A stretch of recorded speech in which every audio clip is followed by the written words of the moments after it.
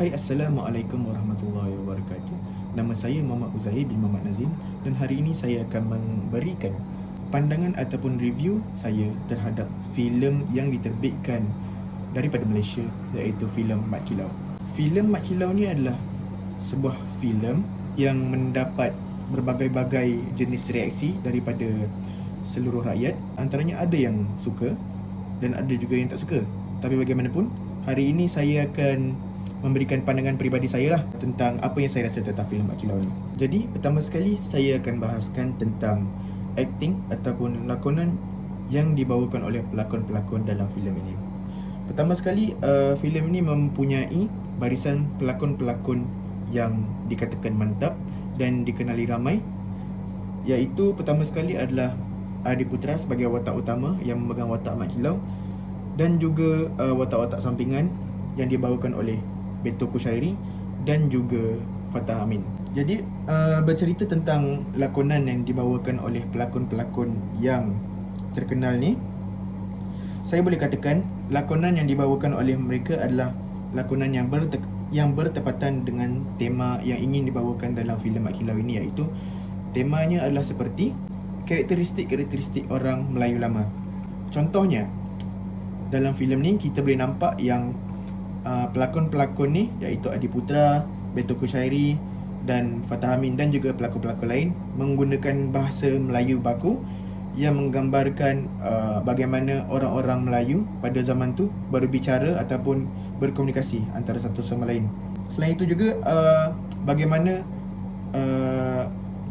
watak yang dibawakan oleh mereka memainkan satu perwatakan yang serius, berkenalah dengan tema yang ingin dibawakan juga oleh cerita Mat Kilau ini tentang perjuangan. Jadi seorang pejuang tanah air itu ataupun seorang ketua dalam berjuang haruslah mempunyai sifat ketegasan dan serius supaya digeruni oleh orang ramai. Baiklah, seterusnya saya akan bahas pula tentang bahagian directing ataupun jalan cerita ataupun plot tentang filem Mat Kilau ini.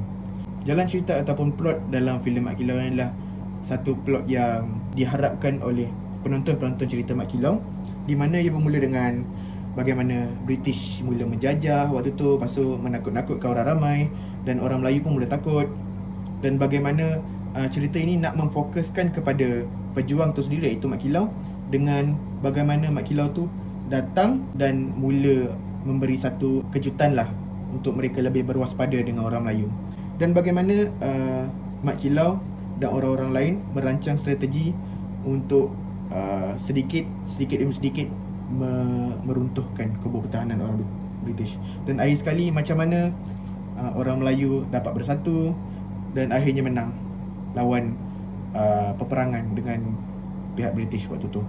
Seterusnya pula saya akan mengulas tentang setting dalam filem ni. Yang pertama sekali adalah setting masa. Disebabkan filem Mat Kilau ni merupakan tokoh pejuang tanah air pada zaman dulu sebelum merdeka. Jadi setting masa dalam cerita ni adalah pada waktu tu lah, di mana Malaysia masih di bawah penjajahan British, dan boleh dikatakan waktu tu adalah waktu yang sedang kritikal lah di bawah penjajahan British. Dan seterusnya adalah setting tempat.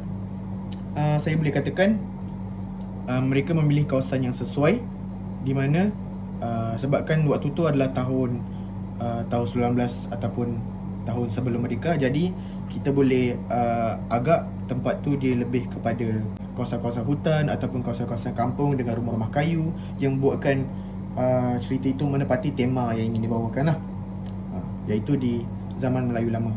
Jadi seterusnya kita akan membahas pula bahagian ataupun segmen audio yang terdapat dalam filem Mat Kilau ni. Dalam banyak-banyak elemen audio yang terdapat dalam filem ni, saya ingin mengkhususkan kepada dua perkara, iaitu pertama sekali adalah bagaimana mereka membawakan lagu-lagu latar belakang yang membakar semangat ataupun thrilling lah sewaktu scene pertempuran, di mana bila adanya lagu tu, dia membuatkan para penonton rasa boleh ke orang Melayu menang pertempuran, rasa macam lebih takut lah untuk tengok. Selain itu juga bagaimana para pelakon melontarkan dialog dengan ketegasan Contohnya, para pelakon bercakap dengan tegas dan serius dengan menggunakan bahasa-bahasa yang baku, membuatkan kita rasa dia sampai dengan tema yang nak dibawakan, iaitu tema perjuangan, dan membuatkan kita rasa yang orang Melayu ni dalam cerita tu nampak kuat dan nampak gagah lah. Jadi membuatkan kisah perjuangan Mat Kilau ni nampak lebih gah gitu.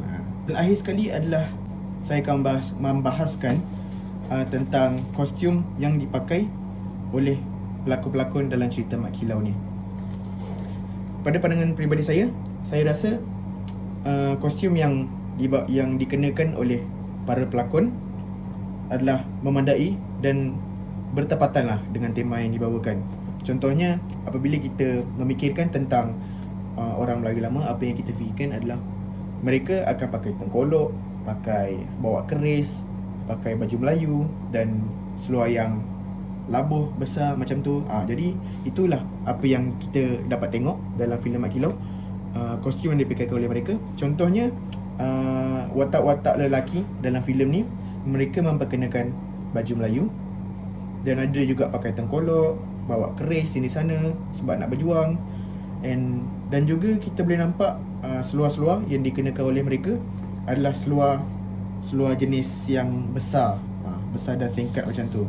Jadi apabila kita nampak kostum ni, hati kita pun terus rasa macam, oh, ini adalah pakaian orang Melayu lama. Tak lupa juga beberapa orang pelakon perempuan dalam cerita ni mengenakan baju kurung dan juga kain batik. Macam bila kita fikir pasal orang perempuan pada zaman dulu, kita fikir itulah apa yang mereka pakai. Jadi bagi saya, kostum yang dikenakan dalam filem ni bertepatan lah dengan tema yang dibawakan dalam filem Mat Kilau ni. Jadi akhir sekali saya akan simpulkan review peribadi saya terhadap filem ni.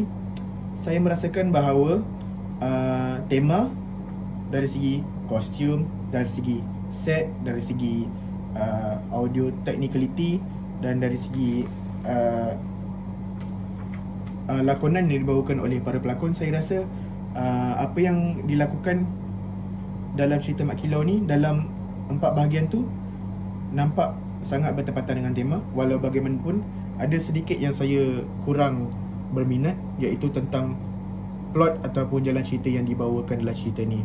Kerana bagi saya, plot yang dibawakan adalah sedikit sebanyak satu plot yang boleh dijangka lah.